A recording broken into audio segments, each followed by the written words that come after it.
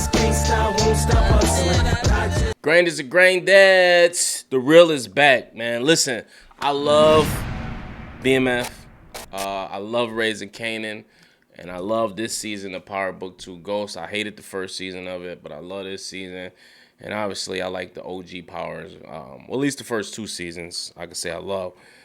But ain't none of those shits fucking with Snowfall. I'm sorry, man. Don't shoot the messenger.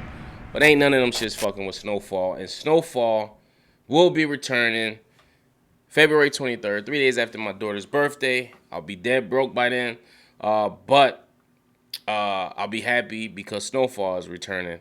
And as we remember last season, how it left off, we had conflict between Man-Boy and Scully to where they had a conflict against each other. And then all of a sudden, they was trying to get Franklin Saint. So it wasn't safe for nobody.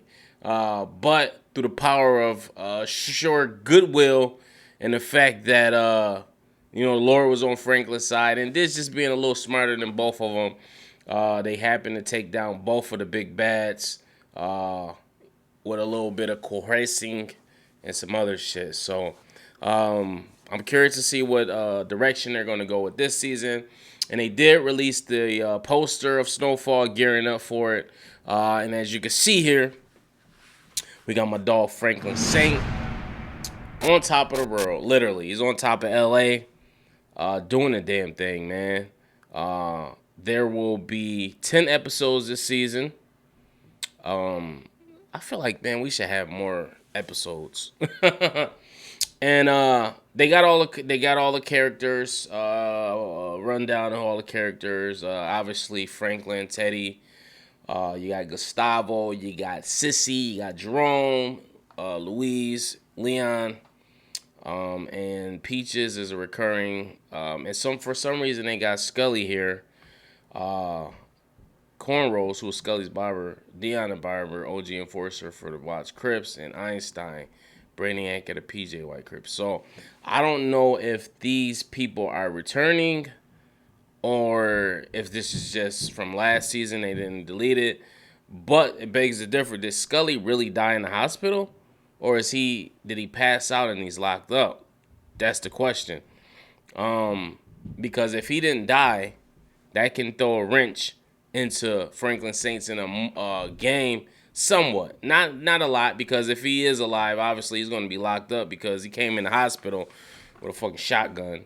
And, he got a lot of bodies on top of that. Yeah, he completely went off the rails once he lost Khadijah and his daughter, and we kind of just saw him have a mental breakdown after that. But it did give a synopsis for this season. It says it is the summer of 1986, 1 year after the events of season 4, and Franklin and the rest of his family are rich beyond their wildest dreams. It says things go sideways real quick when NBA draft pick Len Bias dies, courtesy of the product Franklin has been peddling, and now the politicians are up in arms over the issue.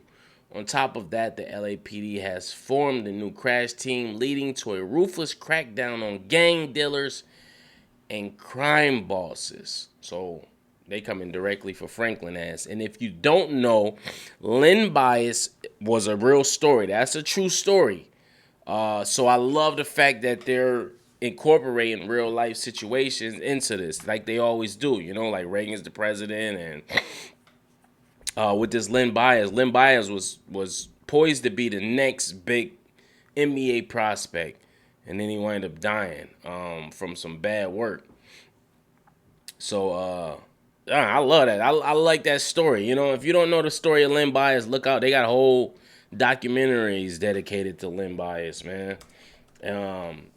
Fucking rappers didn't mention his name inside in raps and whatnot. So I want to really clarify and see if this is the right year. And I love the fact that they did jump a year because they could get that shit completely out the way. Any after effects that happened due to the fallout with Scully and Man-Boy, all that shit is out the way. It should be completely. Everybody's thriving. We know Jerome and Lucy went on their own way. And and are doing their own thing now. You know what I'm saying? So I love the fact that it was some conflict at the end. So I don't know if they're still going to touch on that. And then they did introduce some new characters, the Hick cousins down south. So I'm pretty sure they're going to have a role in this too. It's going to be a side story aside from the main plot line. And we saw that Leon wanted out as well. But Franklin said, you're not leaving. We're in this together for life. So we're going to see what happens with that as well. Because that's going to be, I feel like this season it's going to be one or the other. You know what I'm saying? Leon probably going to be like, yo, you either going to let me out of this shit or I'm going to let myself out of shit. And I hate the fact that they killed off Leon's boy, big boy. I forget his name. He was funny as hell, man. I loved him. He was about that shit. So maybe Leon has a new enforcer. We'll see.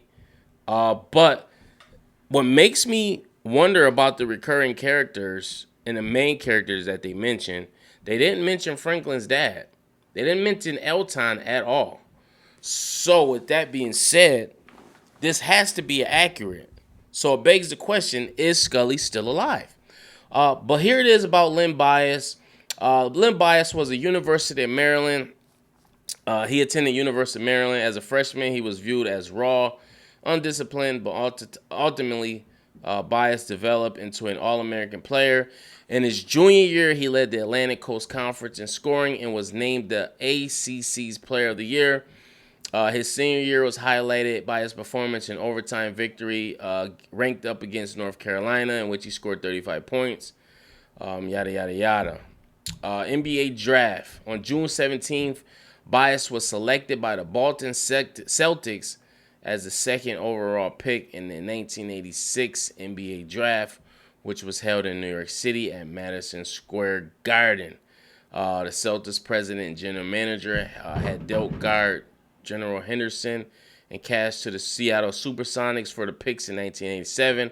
After the draft pick, Bias and his family returned to the suburban Maryland home. After returning home to Maryland, Bias drove back to campus of the University of Maryland. He left campus at approximately 2 a.m. on Thursday, June 19th, drove to an off-campus gathering, and returned to his dormitory between 2:30 and 3 a.m. For the next 3 to 4 hours. Bias, with longtime friend Brian Tribble and several teammates, snorted cocaine in a dormitory suite shared by Bias and his teammates. Bias reportedly had a seizure and collapsed while talking with the teammates Terry Long. At 6:32 a.m. when Tribble called 911, Bias was unconscious and not breathing. All attempts by the emergency medical team to restart his heart and breathing were unsuccessful. After additional attempts to revive him at Leland Memorial Hospital in Riverdale, Bias was pronounced dead at 8:55 a.m. of cardiac arrhythmia related to uses of cocaine. It was reported that there was no other drugs or alcohol found in his system. 4 days after Bias died, more than 11,000 people attended the memorial. So this happened in Maryland. So I'm trying to figure out what's the connection to L.A. I do remember this story, and when they first said it, I'm like, did that happen in L.A.? So for somehow they going to make it seem like Franklin got the drugs, they going to not make it seem, but they're going to incorporate that the drugs that he used came from Los Angeles. So he must have a new connect down in Boston. I'm trying to think if they talked about that in the last season.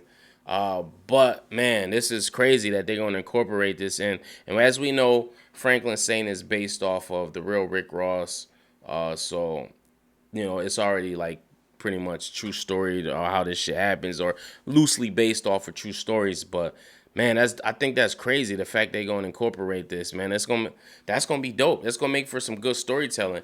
Cause we're gonna see Franklin's Saint prides itself on being smart and having the kind of the coding and protection of the CIA. So we'll see how that works with this new task force. Maybe they be like, yo, fuck the CIA. But as I recall, Teddy got fired from the CIA and he was kind of like on his own, doing his own thing. So we'll see what happens, man. they gonna have their work cut out for them, man. But I'm all for it, man. I love for good television, and I love the fact that's what separates this from Power, and I love BMF. I think BMF is like the second behind this in terms of just storytelling and the characters and the true the backdrop they use is it's grounded in true essence versus I understand like Power is fictional, and BMF is loosely fictional, and so is Snowfall. Like it's loosely based on real events, but it's fictional, and they throw in the real events, but they gotta spruce it up for TV a little bit. So, but I love the fact that everything else is like strictly they like great timepieces. They from the backdrop to the clothing they wear to this lingo, like, and that's what I like about those shows versus more so Power. And don't get me wrong, I love Power as well too, but I'm just a fan of good storytelling and great acting to go along with it. And sometimes Power teeters on the bridge or the brink of not having both. You know what I'm saying? Sometimes the acting ain't there, even if the storyline might not be there, or it's a combination of both. You know what I'm saying? But yeah, I love Snowfall, man. I can't wait. If you know me, you follow my Snowfall reviews. Those always did great numbers. For some reason, my Powers don't do as good as my Snowfalls, but I love Snowfall, man. That's my shit right there. That's what kind of put me on. And a lot of my subscribers subscribe to me from Snowfall and The Shy. Those is like the two shows that I kind of get my following versus. But anyway, let me know if you're excited for Snowfall Season 5 coming up. The whole gang is back. Let me know who your favorite character is off Snowfall 2. Make sure you subscribe if you're new so we can prepare. I'm going to be doing another video, man. I want to break down the best seasons of Snowfall. Then I'm going to do a potential posing video if Scully is still alive. I want to pose the question, is he still alive? I believe he still is. I don't think he's out of here yet. And make sure you watch my new video, The Takedown. Till next time. Peace.